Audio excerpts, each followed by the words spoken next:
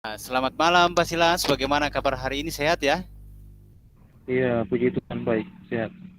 Ya, bagaimana perasaannya Pak Silas sekarang? Hari ini kita bertemu tentang kita bersama-sama membicarakan. Saya lihat Pak Silas ini agak kurang fit, saya lihat ini hari ini, malam ini. Bagaimana? Ada masalah? Ah, iya, masalah di sekolah sebenarnya ini dengan ah, murid di sekolah.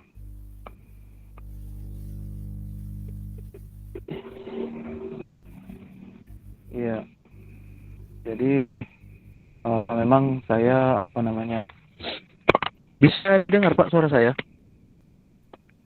Pak, Halo. iya, iya, ya jelas sore, iya. Uh,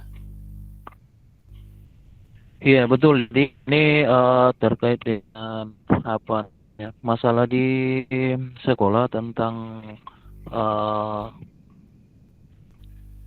apa partisipasi siswa belajar di kelas seperti itu. Jadi eh, eh, ada seorang siswa yang kalau misalnya kalian perhatikan itu dia hampir semua di semua mata pelajaran dia tak bolos. Nah, jadi seperti itu masalahnya. Jadi dia cukup terbeban juga dengan masalahnya. ya, di semua mata pelajaran dia bolos Pak. Eh, berapa berapa orang jumlah siswanya Bapak? Yang anak yang saya maksudkan ini di satu kelas itu di kelas uh, jadi yang ada di dalam satu kelas itu uh, ada 30 30 siswa. Jadi kemarin jadi semua mata pelajaran dia bolos itu Pak.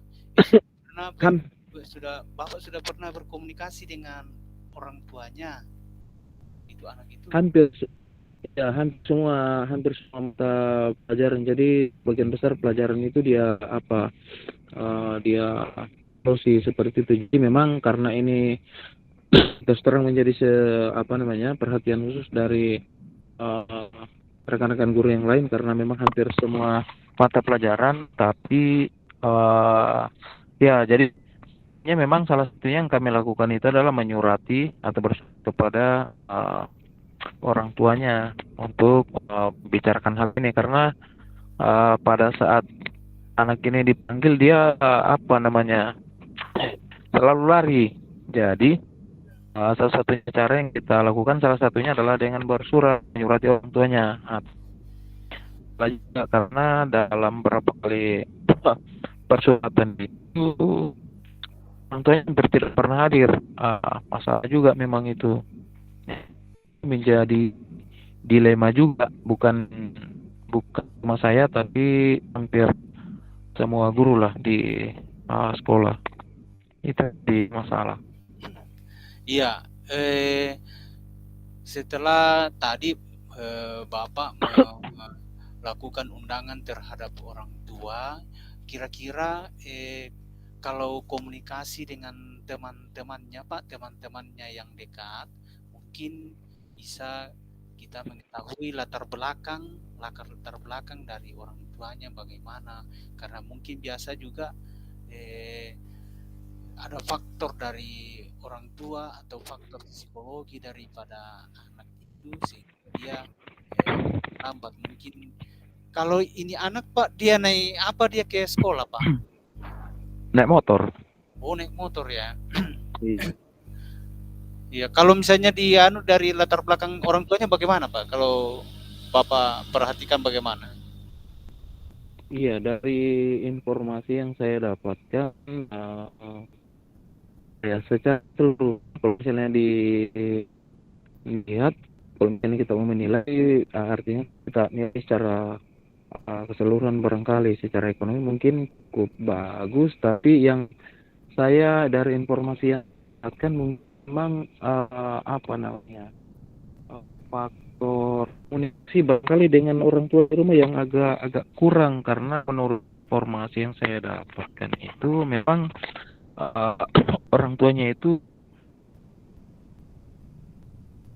ya, karena memang kalau tidak salah informasinya memang bukan, tidak salah ya, itu mereka apa bukan asli di sini ya, dan juga di kemudian mungkin orang tuanya beraktivitas di luar wilayah barangkali, sehingga yang satunya menjadi kendala juga, sehingga pada saat orang tuanya itu disurati kadang tidak ada di tempat orang tuanya. Nah itu yang kita juga apa jadi bingung bagaimana ini dengan anak tersebut. Iya Pak, tadi sudah orang tuanya. Kalau teman-temannya Pak, bagaimana? Apakah teman-temannya yang lain dalam proses pembelajaran itu, artinya temannya yang paling dekat dengan si anak ini bagaimana dalam proses pembelajaran Pak? Apakah dia ikutan bolos juga atau bagaimana? Karena biasa kan ada dampak dari teman ataupun lingkungan tempatnya belajar. Iya, betul, betul. Jadi memang kalau saya perhatikan eh, apa namanya, memang ada beberapa teman yang cukup akrab atau yang sering bersama dengan dia. Cuma kalau saya perhatikan sepertinya hanya dia yang apa, yang ada pada posisi itu, maksudnya yang selalu bolos itu yang jadi keluhan. Bahkan temannya pun kita minta keterangan, katanya dia juga tidak tahu kenapa bolos, entah alasannya kemana. Dan pernah juga berapa kesempatan ya, karena ini anak setiap dipanggil biasanya dia lari, tapi pernah suatu saat dipanggil, ketika dipanggil untuk diminta apa namanya mencari tahu masalahnya apa, tapi ini anak sepertinya memang agak tertutup, dia tidak terlalu bukan tidak pandai berkomunikasi, tapi dia agak tertutup, jadi agak sulit untuk mencari informasi. Jadi seperti itu, agak bingung juga sebenarnya.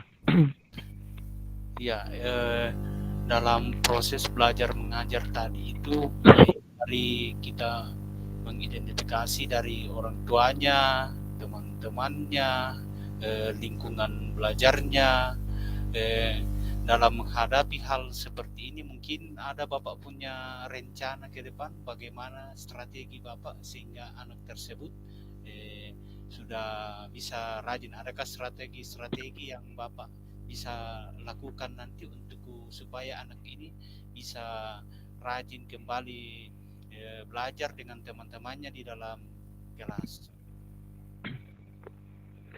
Iya, mungkin yang ada di benak saya sekarang itu rencana, mungkin saya akan apa namanya memberikan uh, pendekatan secara personal barangkali, karena selama ini memang saya secara pribadi saya lihat apa namanya artinya secara privat, kalau saya perhatikan memang belum pernah. Misalnya yang di cara dipanggilnya itu di apa di tempat umum seperti itu, misalnya di guru. Jadi saya nanti rencana memanggil dia kemudian untuk bisa apa namanya berkomunikasi secara privat, karena saya pikir kalau secara privat mungkin dia akan lebih terbuka, karena saya pikir mungkin ada hal-hal yang dia merasa bahwa itu dia tidak nyaman untuk dibicarakan di depan banyak orang.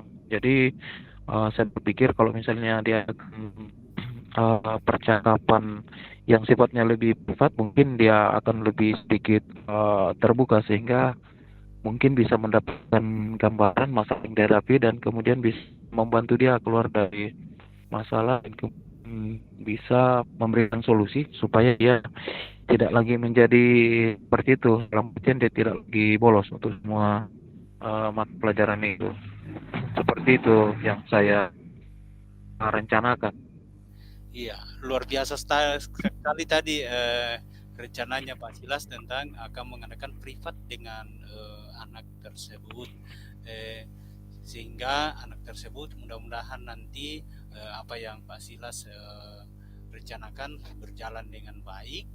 Dan kira-kira masih ada kekuatan yang lain, siapa yang mau dilibatkan nanti dalam kegiatan-kegiatan apa saja yang akan digunakan Pak Silas nanti? Mungkin ada hal-hal faktor-faktor pendukung yang lain yang untuk mendukung rencana Pak Silas nanti. Terima kasih. Jadi kalau di sekolah kan itu ada, kalau di sekolah itu memang belum ada yang namanya guru BK ya. BP selama ini memang cuma ditangani oleh guru agama, dan terus kemudian ya saya mungkin deh ibu ini mungkin bisa membantu memberikan sedikit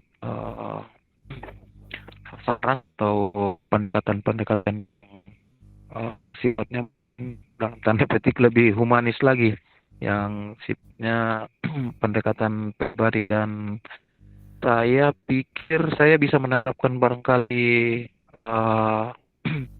segitiga restitusi. Saya mengingat itu bahwa mungkin itu salah satu yang mungkin bisa saya lakukan ketika nanti mengadakan percakapan secara individu atau secara personal, biar nanti percakapan yang sifat ini bisa lebih bisa membuahkan hasil, karena saya lihat memang langkah-langkah di segitiga restitusi itu sangat tepat. Langkah-langkah itu belum pernah coba, karena memang teman itu yang kita lakukan memangnya dalam tanda petik menginterogasi di depan umum. Nah, itu maksudnya di depan umum itu banyak orang di situ, mungkin dia agak merasa aman mungkin atau seperti apa untuk mengungkapkan polanya. Jadi itu yang akan saya coba lakukan. Ya, terima kasih Pak Silas dengan kegiatan kita pada hari ini. Bagaimana perasaannya Pak Silas dengan pertemuan kita hari ini mengenai peserta didik yang banyak membolos di semua mata pelajaran? Mungkin juga saya juga bisa berbagi Pak Silas tentang peserta didik yang mungkin hampir semua saya juga mengalami seperti itu, tetapi ada hal-hal yang saya bisa lakukan. Mungkin sudah ada yang dilakukan juga Pak Silas. Saya sudah melaksanakan segitiga restitusi dengan cara seperti yang disampaikan filosofi Ki Hajar Dewantara tentang menuntun anak untuk mencapai kebahagiaan yang setinggi-tingginya. Dan itulah yang saya lakukan kemarin. Memang dalam hal prosesnya itu tidak langsung untuk anak itu berubah, tetapi dengan saya melakukan segitiga restitusi juga kemarin itu, bahwa ternyata memang betul perubahan itu dimulai dari diri kita Pak Silas. Mungkin masih ada faktor-faktor lain yang bisa mendukung kegiatannya kita Pak Silas nanti. Silakan Pak Silas.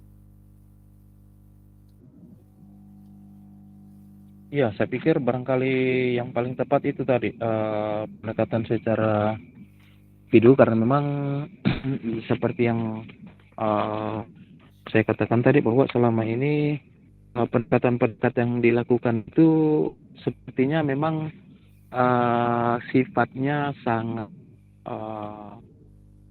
sangat menghakimi mungkin, sehingga bahkan dari kalimat-kalimat yang Karo ungkapkan itu seakan-akan menginterogasi seperti itu. Jadi agak merasa kurang nyaman, kurang terbuka, sehingga nanti praktek-praktek seperti pernah juga saya lakukan kepada beberapa orang siswa yang memang ada masalah, itu bisa membuahkan hasil yang diharapkan. Jadi saya berharap bahwa dengan pendekatan-pendekatan yang nanti saya lakukan itu yang mudah-mudahan ini bisa membuahkan hasil yang maksimal seperti yang diharapkan. Ya, seperti itu barangkali rencananya. Ya, terima kasih Pak Silas. Kiranya rencana yang akan dilakukan Pak Silas nanti dapat membuahkan hasil yang baik dan juga bisa berbagi hal-hal yang baik dengan teman-temannya nanti mengenai peserta didik yang bolos di semua mata pelajaran tadi apa Silas. Mungkin kalau sudah berhasil Semua nanti bisa ada berbagi satu dengan Pak. teman-temannya nanti. Kalau berhasil dengan baik mungkin pasti akan banyak pertanyaan ke Pak Silas, kasih bagaimana itu anak sampai dia tidak bolos-bolos lagi. Ya, uh, demikian Ya, pertemuannya kita Pak Silas, dan terima kasih atas kesempatan yang diberikan pada hari ini, dan kita sampai pada pertemuan berikutnya. Untuk saya akan mendengarkan hasil dari rencana Pak Silas tadi. Iya, terima kasih. iya, baik, terima kasih Pak, sama-sama. Ya.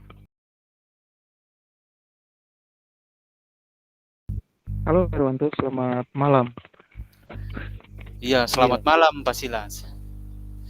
ya, jadi kalau saya tidak ini artinya ya, saya perhatikan eh, beberapa hari belakangan ini Pak Irwanto saya lihat kayaknya terlalu serius, kayak mendalami sesuatu atau menggumuli sesuatu sehingga simpulan barangkali mungkin sesuatu yang terpendam atau mungkin sesuatu yang entah itu pergumulan atau apa, sehingga saya melihat ada sedikit perbedaan. Kalau yang kemarin-kemarin itu Pak Irwanto ceria sekali, tapi 1-2 hari belakang ini saya lihat murung atau mungkin terlalu serius. Mungkin ada barangkali Pak yang barangkali masalah berguna atau apa, mungkin bisa berbagi, bisa diceritakan. Iya Pak, saya ini kalau saya buka ini absenku Pak, banyak sekali tuh peserta didik itu alpa bolos, alpa bolos. Itu yang membuat saya ini apa ini, sampai anak-anak saya sudah segala macam cara ini saya bikin di dalam kelas, masih setiap pertemuan itu selalu saja ada anak-anak yang alpa bolos. Kehadiran mereka di dalam kelas itu kayak tidak sampai ini 100% ini. Bahkan kalau saya mengajar biasa itu dari 25 peserta didik itu ya kadang biasa 19, so belum pernah ini hampir hadir semua. Yang hadir semua biasa itu kalau Pak, pas ujian semester hadir semua. Tapi kalau proses pembelajaran Pak, aduh, hampir tidak 100% itu hadir. Makanya saya bagaimana caranya supaya saya bisa selesaikan ini mengenai kehadiran peserta didik di dalam kelas ini yang kurang ini Pak.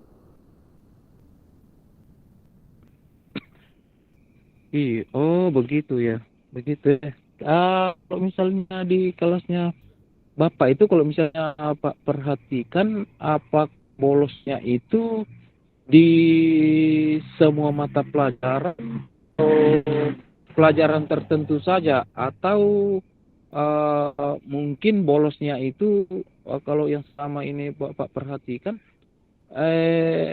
apa namanya, adakah jam-jam tertentu, misalnya nanti jam terakhir atau mungkin jam-jam tertentu, atau bisa juga mata pelajaran tertentu saja, atau seperti apa? Ini kalau saya kan mata pelajaran kimia ini Pak. Saya biasa jadwalnya saya ini jam terakhir biasa Pak. Tapi kalau jam pertama biasa itu bagus kehadirannya anak-anak. Karena biasa kan ini mata pelajaran kimia ini biasa Pak banyak menghitungnya, apalagi kalau sudah masuk di reaksi-reaksi kimia. Tapi kalau orang praktikum orang suka, tapi kalau pada saat masuk hitung-hitungannya, orang tidak ini lagi, tidak hadir lagi. Itu yang untuk mata pelajaran kimia itu Pak. Kalau orang praktek itu orang suka.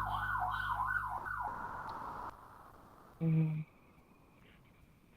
begitu ya. Berarti yang masalahnya ini hanya untuk anu saja ya, di apa, di Di jam mata, terakhirnya Pak, jam jam terakhir terakhir berarti. mata pelajaran kimia.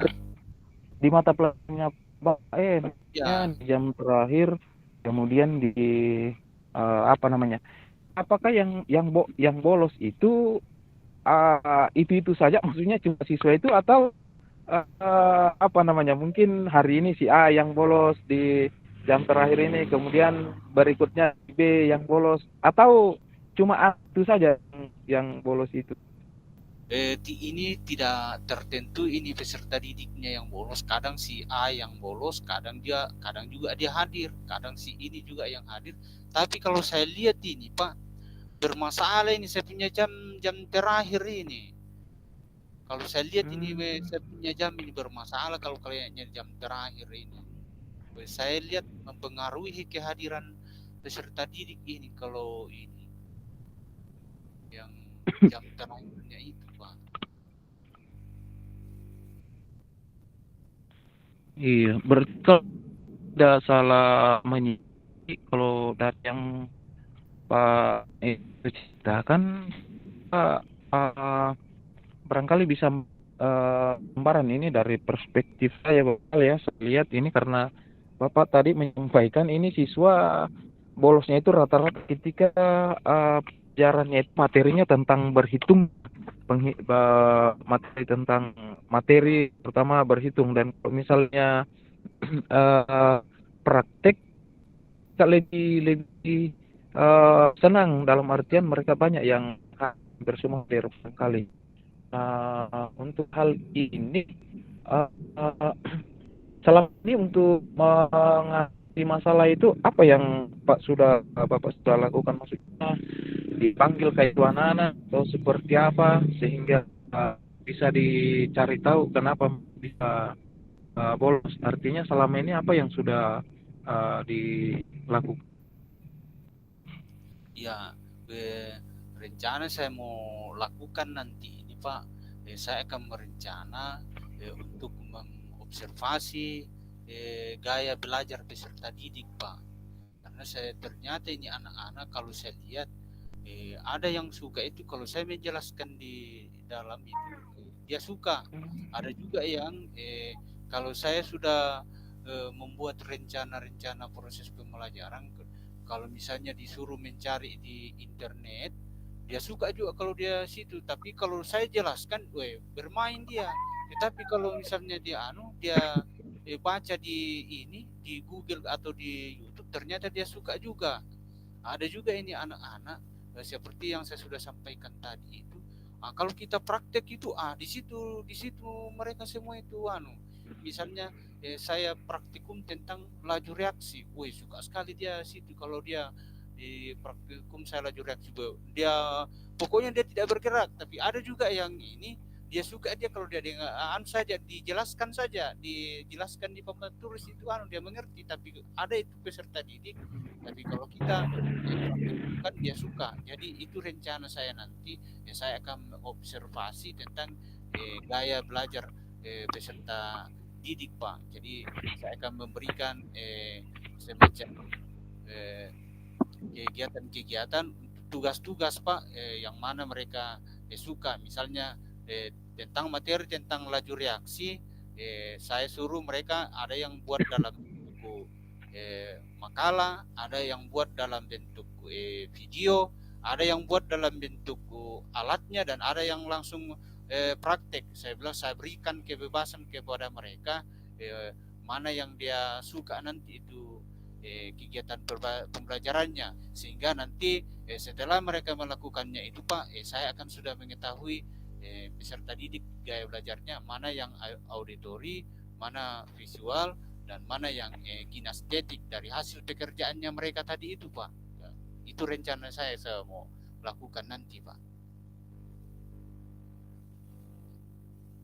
Oh iya, luar biasa ini. Jadi kalau memang saya dengarkan tadi yang Pak Irwanto sampaikan, memang eh, ternyata siswa itu mereka memang nanti maksimal belajar kalau misalnya itu sesuai dengan kemampuan dan eh, eh, preferensi belajar mereka. Artinya kenyamanannya masing-masing itu sesuai dengan gaya belajarnya, sehingga mereka maksimal. Kalau yang ini Pak Irwanto memang belum dilakukan seperti itu ya, sehingga atau mungkin apakah sudah dilakukan semacam pamaan untuk menentukan gaya belajar siswa, artinya untuk menentukan profil belajar siswa itu? Ya, eh, memang pada saat itu Pak, pas kebetulan ini penerimaan siswa baru, dan itu mungkin yang pertama saya lakukan itu mengenai asesmen diagnostik non kognitif. Kemudian itu yang akan saya lakukan nanti. Mudah-mudahan seperti apa yang saya sudah sampaikan tadi itu Pak, tentang observasi itu bisa berjalan dengan baik, dan saya meyakini bahwa hal yang akan saya lakukan ke depan ini akan berhasil dengan baik, karena saya meyakini karena potensi yang ada pada peserta didik itu yang akan saya gali Pak. Kekuatan-kekuatan yang ada pada peserta didik itu yang akan saya gali, dan setiap peserta didik itu mempunyai kodrat yang berbeda-beda, artinya potensi yang berbeda-beda. Itulah yang akan saya letakkan mereka nanti pada posisinya masing-masing, sehingga proses pembelajaran akan berjalan dengan baik. Kemudian dukungan dari kepala sekolah dan dukungan dari sekolah juga saya membutuhkan, terutama dukungan juga dari orang tua, terutama dalam hal sarana prasarananya. Kemudian saya juga melihat dari segi sarana prasarana dukungan dalam proses pembelajaran itu dari orang tua, terutama peserta didik yang jauh dari jaraknya dari sekolah. Bahkan ada biasa itu berjalan kaki itu sampai ke sekolah, karena kemarin itu masih ada sekolah yang jalan, tapi sekarang itu sudah tidak berjalan dengan maksimal. Itu yang akan rencana saya lakukan nanti, yaitu dukungan dari kepala sekolah, terutama tadi sarana dan prasarannya dalam sekolah, kemudian dukungan dari orang tua, dan yang terutama itu adalah dari peserta didik, karena peserta didik itu mempunyai potensi yang berbeda-beda. Itu yang akan saya menguatkan saya untuk melakukan observasi terhadap kemampuan belajar peserta didik. Bagus sekali itu Pak. Kalau saya memang merasa bahwa apa yang Pak lakukan itu sudah sangat luar biasa. Artinya rencana-rencana itu kalau misalnya itu nanti terlaksana dengan baik, saya yakin bahwa itu akan bisa memberikan pengaruh yang sangat signifikan barangkali. Tapi kalau Bapak melihat di sekolah untuk mendukung ini, apakah sudah tersediaan sumber daya itu sudah mencukupi atau seperti apa? Artinya kan dalam membuat proses pembelajaran yang seperti Bapak sampai tadi berdiferensiasi tentu membutuhkan sumber daya. Ya, tadi sudah disampaikan bahwa nanti akan dikomunikasikan dengan kepala sekolah. Tapi kalau misalnya yang Bapak sendiri rasa selama ini hukum itu kira sudah seperti apa? Apakah sudah cukup ideal atau seperti apa? Ya, terima kasih Pak Silas. Memang betul dalam melakukan suatu kegiatan itu tentu membutuhkan dukungan dari sekolah, terutama dari segi sarana dan prasarana. Terutama dalam kegiatan praktikum, mungkin saya membutuhkan alat dan bahan di situ, karena terutama untuk laju reaksi itu tentu membutuhkan alat dan bahan yang sesuai dengan spesifikasi laboratorium kimia. Cuma saya yang berprinsip biasa, tidak ada akar rotan pun jadi dalam proses pembelajaran. Kemudian itu tadi dari sarana dan prasarananya yang perlu didukung dari sekolah, terutama dalam kebutuhan belajar peserta didik. Mungkin dalam hal ini salah satu contoh yang sudah disediakan oleh sekolahnya kami itu tentang buku-buku pembelajaran, terutama dalam buku pembelajaran kurikulum merdeka yang kami gunakan. Kemudian alat dan bahan, kemudian dukungan juga dari orang tua, terutama mungkin psikologi anak di mungkin dukungan dari orang tua, berupa dukungan dari orang tua seperti fasilitas dalam proses pembelajaran itu, misalnya buku-buku pembelajaran, kemudian yang diperlukan oleh anak-anak itu dalam proses pembelajaran. Itu Pak Silas kalau yang saya harapkan ke depannya. Iya, luar biasa sekali. Jadi kalau saya menyimak tadi dari rencananya Pak Irwanto yang mau dilakukan itu sangat luar biasa, dan saya berasumsi bahwa memang itu betul-betul dilaksanakan pasti akan membawa hasil yang luar biasa, karena ada satu hal yang saya garis bawahi tadi, tidak ada rotan maka akar pun jadi. Artinya itu sudah menjadi sebuah apa namanya bekal sebagai sebuah tekad. Artinya kita tidak walaupun banyak ya mungkin walaupun sarana dan sarananya tidak saya kira apa ya Irwanto harapkan berupa di sekolah atau mungkin di kelas. Ya, apa yang saya akan lakukan ke depan tentang observasi kebutuhan belajar peserta didik, saya sudah sampaikan tadi apa-apa yang akan saya butuhkan, karena kebutuhan belajar peserta didik ini dia berbeda-beda, sehingga kebutuhannya itu sesuai dengan kebutuhannya. Jadi saya yang bisa mengetahui nanti dengan apa yang dilakukan oleh peserta didik itu. Misalnya mereka belajar dalam proses pembelajaran, misalnya saya melakukan proses pembelajaran tentang reaksi kimia, maka akan muncul tersendiri nanti gaya belajar peserta didik tadi itu. Misalnya dia auditory, karena banyak peserta didik ini kalau saya mengajar biasa Pak, saya capek jelaskan di papan tulis, yang lain cuma bermain-main, bergerak, cuma suka ganggu-ganggu temannya biasa. Tetapi ada juga peserta didik yang dia kalau saya mengajar pokoknya diam saja, dia dengar itu dia. Tapi ada juga yang bermain, ada yang ke sana ini, mungkin itu yang akan saya coba observasi nanti. Tapi kalau saya praktikum bukan main fokus dia melihat apa yang saya lakukan. Jadi setiap nanti mungkin itu yang akan saya lakukan nanti, baik di dalam kelas maupun di dalam dan di luar kelas. Saya mengupayakan supaya peserta didik itu menemukan gaya belajarnya masing-masing sesuai dengan kebutuhan itu yang akan saya harapkan nanti. Artinya dalam hal ini saya mencoba mempraktikkan pembelajaran yang berpihak kepada murid sesuai dengan kebutuhan mereka.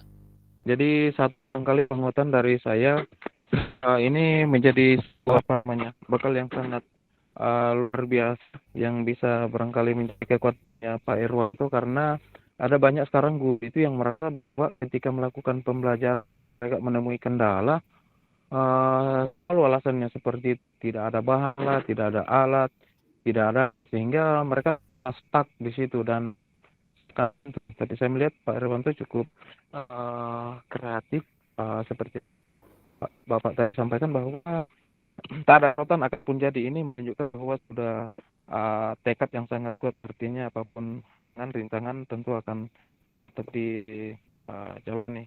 Ya, jadi saya harap bahwa apa nanti yang Pak Irwanto lakukan bisa memberikan hasil yang maksimal, dan tentu apa yang Bapak harapkan dalam hal ini biar semua siswanya animo belajar semakin kuat dan tidak ada bolos, minimal yang bolos itu berkurang.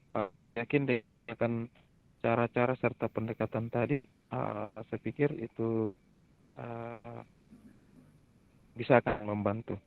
Mengikuti atau setelah kita bercakap-cakap ini, bagaimana Pak Irwanto, apa yang sudah terbayangkan atau apa yang dirasakan sebelum dan sesudah kita bercakap-cakap ini, seperti Bapak rasakan? Ya, setelah awalnya tadi itu saya bingung tadi itu saya mau lakukan apa.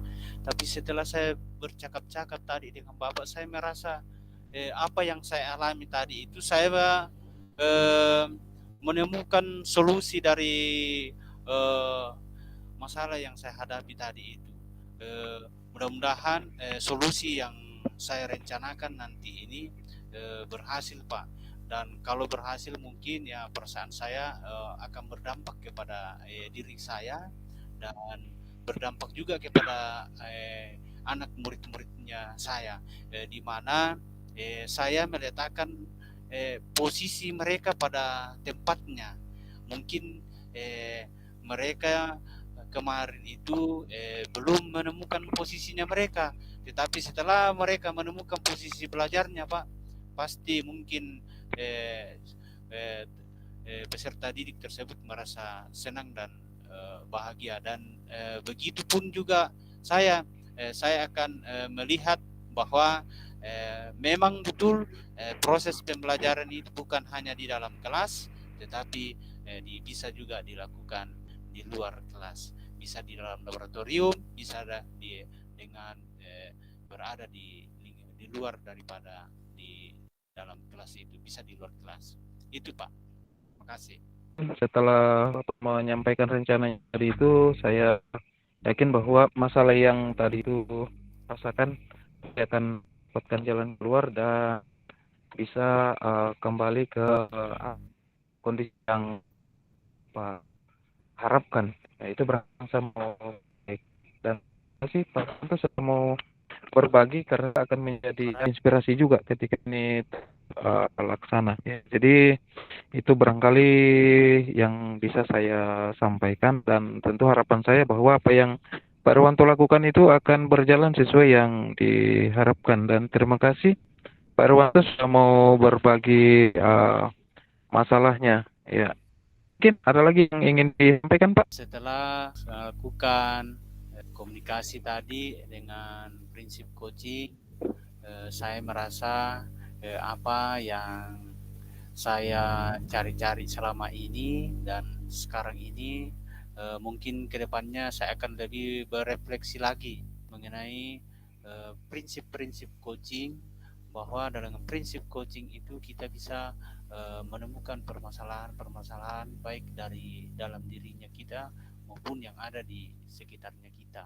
sehingga tujuan-tujuan yang apa yang kita harapkan ke depan itu bisa berjalan dengan baik, dan apa yang kita capai dengan baik tentu kita akan merasa kepuasan tersendiri, dan dan itu bisa bermanfaat baik bagi dirinya kita sendiri dan bisa bermanfaat juga bagi semua orang.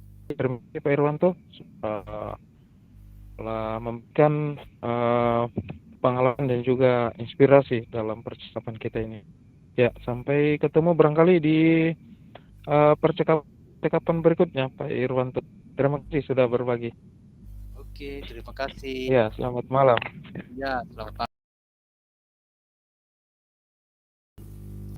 Saya mencoba berefleksi dari hasil coaching tadi yang sudah berjalan dengan baik selama percakapan kita tadi adalah tujuan dari masalah yang akan diselesaikan sudah jelas, kemudian identifikasi masalah sudah baik, kemudian rencana aksi dan faktor pendukung dari solusi masalah berjalan dengan baik, serta tanggung jawab dari hasil coach tadi terselesaikan serta memberikan dampak yang positif bagi saya. Kemudian dalam hal menganalisa dampak dari rencana aksi, artinya setiap rencana aksi yang akan yang dilakukan tentu tujuannya adalah baik, dan tujuan daripada rencana aksi itu tentu berdampak pada kita dan itu berdampak juga bagi semua orang, dan saya rasa tujuannya pasti itu ada tujuannya baik. Kemudian tadi saya lihat bersikap jujur serta konsisten dan selalu berpikir positif dalam kegiatan coaching tadi. Semua tidak ada yang tersembunyi, semua sudah disampaikan secara konsisten dan semua sudah terbuka, dan saya yakin dan percaya apa yang disampaikan oleh Pak Silas tadi semuanya adalah konsisten dan semua terbuka dan jujur. Kemudian dengan merespon apa yang dilakukan oleh Pak Silas tadi itu juga merupakan hal positif juga bagi saya. Saya juga bisa belajar dari apa yang pengalamannya Pak Silas tentang cara menghadapi peserta didik yang selalu bolos di semua guru mata pelajaran. Ya. Kemudian saya merasakan pada hari ini menemukan masalah-masalah yang dihadapi selama ini, serta mendapat penguatan. Saya akan mendapat penguatan dari masalah yang dihadapi oleh Pak Silas tadi, membuat saya memberikan dampak yang positif sehingga saya juga termotivasi untuk melakukan hal yang sama yang dilakukan oleh Pak Silas. Itu yang saya sampaikan, Pak Silas. Bagaimana Pak Silas hasil refleksinya coachingnya kita tadi? Ya. Jadi saya melihat ini dari apa yang dilakukan proses coaching ini, saya lihat alur sudah tergambar semua di sana tentang paradigma dan prinsip-prinsip yang dilakukan, walaupun memang dalam waktu yang singkat ini tentu tidak terlalu maksimal, walaupun memang secara umum gambarannya sudah ada. Poinnya ini sudah tuang semua di situ, bagaimana berpikirnya sudah muncul, misalnya fokusnya pada jadi masalah yang ada itu sudah digambarkan dengan jelas, sehingga kemudian